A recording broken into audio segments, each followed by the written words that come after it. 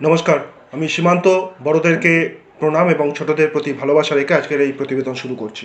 আগামী লোকসভা ভোট, আর লোকসভা ভোটের ফল কিন্তু ফিক্সড আপ।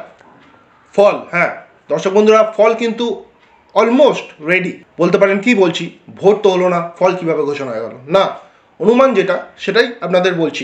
বিজেপি অর্থাৎ এনডিএ সরকার সংখ্যাগরিষ্ঠ ভোটে আবার কিন্তু এই আগামী লোকসভা নির্বাচনে জিততে চলেছে, এটা আপনারা কনফার্ম থাকুন।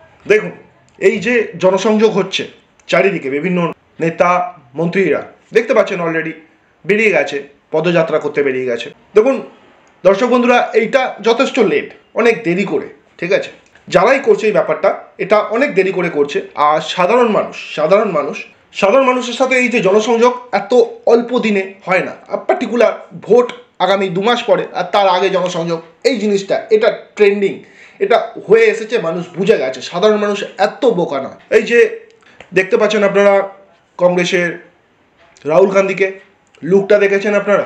সেদিনকে দেখলাম জনসংযোগ পদযাত্রায় তিনি কোনো জায়গায় বসে কোনো শ্রমিকদের সাথে, যারা বিড়ি বাঁধে তাদের সাথে বসে বিড়ি বাঁধছিলেন, এরকম কিছু কি করতে চাইছিলেন উনি? মানুষের থেকে মানুষের সমস্যা জানবার চেষ্টা করছিলেন। লেট হয়ে গেছে, অনেক late. It would have started 2 years ago। এটা 2 বছর আগে শুরু করলে আরো ভালো। মানুষ, আবারও বলছি, এত বোকা না। যতটা বোকা কিন্তু মন্ত্রীরা, নেতারা ভাবে, এতটা বোকা না। আমাদের রাজ্যের মাননীয় মুখ্যমন্ত্রী মাননীয় মমতা বন্দ্যোপাধ্যায়, উনিও হাঁটা শুরু করে দিয়েছেন। লেটস সি হোয়াট হ্যাপেন্স, কি হয় দেখা যাক।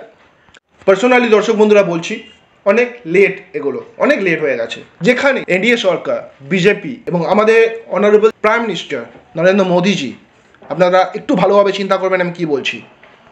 এই যে রাম মন্দির অযোধ্যায় স্থাপন করে দিলেন না, এই রাম মন্দির স্থাপনের মাধ্যমে তিনি আপাতত লোকসভা ভোটে যে জিতছেন তার একটা সূচনা করে দিলেন। আপনারা ভাবতেও পারবেন না এই রাম মন্দির কতটা ক্রেজ এনেছে জনগণের মধ্যে, সাধারণ মানুষের মধ্যে কতটা ক্রেজ এনেছে। আর আপনারা যদি না জেনে থাকেন, এই রাম মন্দির স্থাপন করবার পরিকল্পনা মাননীয় প্রধানমন্ত্রী নরেন্দ্র মোদীজির 2 বছর আগে থেকে ছিল। 2 বছর আগে থেকে, এবং ঠিক 2 বছর আগে থেকে শুরু করে ঠিক লোকসভা ভোটের আগেই তিনি কিন্তু স্থাপন করে দিলেন এবং খুলে দিলেন জনগণের জন্য। বুঝতে পারছেন? This is called strategy. এটাকে স্ট্র্যাটেজি বলে, এটাকে পরিকল্পনা বলে। অতএব রাহুল গান্ধীর এই যে পদযাত্রা হচ্ছে, এটা বেকার বলতে পারি দর্শক বন্ধুরা, আপনারা জেনে নিন। এবার আসি ইন্ডিয়া অ্যালায়েন্স জোট। কিছুই নেই আর ইন্ডিয়া অ্যালায়েন্স জোটের, অর্থাৎ জাস্ট কঙ্কালটা পড়ে আছে, অর্থাৎ রক্ত মাংস সব নষ্ট হয়ে গেছে, কঙ্কালটা পড়ে আছে। এবং এই কাজটা করলেও কিন্তু খুব সুদক্ষ, খুব সুন্দরভাবে করেছে কিন্তু। অর্থাৎ রাজনীতি যদি বলে থাকেন, এটা হলো রাজনীতির পরিকল্পনা। দেখুন এনডিএ সরকার অর্থাৎ বিজেপি কি সুন্দরভাবে, কত সুন্দর পরিকল্পনা করে নীতিশ কুমারকে ইন্ডিয়া অ্যালায়েন্স জোট থেকে ছিনিয়ে নিলেন। কত সুন্দর পরিকল্পনা, সাইলেন্ট ক্লিয়ারে কাজ করলেন করে, যে এই ইন্ডিয়া অ্যালায়েন্স যে জোট আছে, পুরো জোটটাকে কিন্তু ভেঙে দিলেন। অর্থাৎ জোটের মধ্যে যত মুখ ছিল সকলকে কিন্তু একটা সাইকোলজিক্যাল একটা ধাক্কা মারলেন, জোরে হিট করলেন।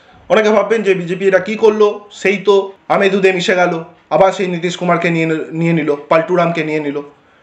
কিন্তু দর্শক বন্ধুরা, এটাই হলো পলিটিক্স। পাল্টুরামকে নিল না, পাল্টুরামকে নিল তাদের কোনো রাজনৈতিক উদ্দেশ্য চরিতার্থ করবার জন্য। অর্থাৎ সোজা কথায়, যে জোট গঠন হয়েছিল আজ থেকে 1 বছর আগে, ইন্ডিয়া অ্যালায়েন্স জোট, সেই জোটকে ধাক্কা মারলো একটা জোরে। এবং সেই ধাক্কা মারার ফলে আপনারা দেখতে পাচ্ছেন বর্তমানে জোট কোন অবস্থায় দাঁড়িয়ে আছে, ইন্ডিয়া অ্যালায়েন্স। এই জন্য দর্শক বন্ধুরা বললাম, আর জাস্ট ইন্ডিয়া অ্যালায়েন্সের কঙ্কালটা, স্কেলিটন পড়ে আছে।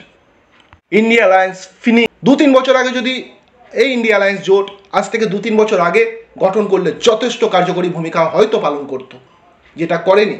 আর আবারও আমি বারবার বলছি, প্রত্যেক দলেরই কিছু চাণক্য নীতি থাকে। নীতিশ কুমারকে নিল জাস্ট ইন্ডিয়া অ্যালায়েন্স জোটকে কিন্তু ধাক্কা দেওয়ার জন্য দর্শক বন্ধুরা। এবং বিজেপিও জানে যে এই নীতিশ কুমারকে নেওয়ার ফলে বিহারে আগামী লোকসভা নির্বাচনে তাদের রেজাল্ট কিন্তু একটু হলেও খারাপ হবে, এবং আগামী বিহারে বিধানসভা নির্বাচনেও রেজাল্ট যথেষ্ট খারাপ হবে। কিন্তু সেই জিনিসকেও থরি পাত্তা, কারণ যেটা বাস্তব হলো সেটা এবার আপনাদেরকে বলছি। এই নীতিশ কুমারকে আর বড় জোর লোকসভা ভোট, এবং লোকসভা ভোটের পরে দেখবেন কিভাবে নীতিশ কুমারকে সাইড করে দিচ্ছে এই বিজেপি, সুন্দরভাবে, পরিকল্পনাভাবে।